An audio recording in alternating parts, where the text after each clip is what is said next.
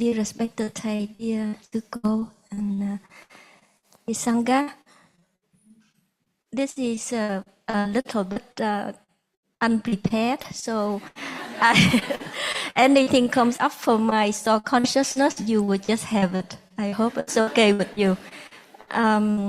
This morning we were talking about how when we come here, everybody, shall I say, is very kind and nice. And when we go back home, outside in the world, not everybody is like that. So the question was, if we are so kind and nice, then other people may bully us and they might take advantage of us. So how do we deal with that outside?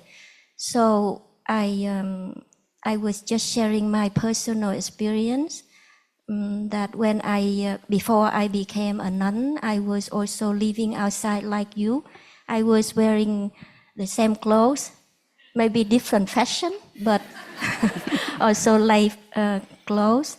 And I went to work and everything. So yes, so I had to face those things outside also. But luckily, as Sister Chân Đức said before, I had a Sangha. I took refuge in my Sangha. And so when I went to the Sangha, I learned to build the strength, because in the Sangha, I met people like you here, and I was able to water my good seeds, and they water my good seeds.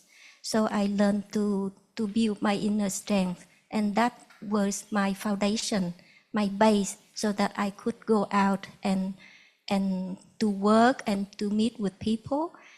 And so when something happened to me, I had enough mindfulness and calmness to be able to respond in a calm way. And it's not a reaction, but it's a response. And of course, I could not wait until that thing to happen to practice, because if I waited until then, I wouldn't have enough strength. So the key thing is I had to start practicing when I was sitting like this with nothing to do. So I collected little bit by little bit and built the strength. I think, is that okay like that, Suko? Yeah, I think you should give the example when you were on the telephone. So can we not publish this, because I came from Australia. I lived in Australia for a long time, and I worked in the mainstream legal. A place where I work in the call center with my accent worse than this today, you know. And so one day I received a call, and I don't know, maybe impermanence, maybe that person is in this room today, I don't know, so please forgive me. And the caller was, often I would have people, when they heard of my voice, they knew that I am not negative speaker. So sometimes they would say, can I speak to somebody who speaks English, please?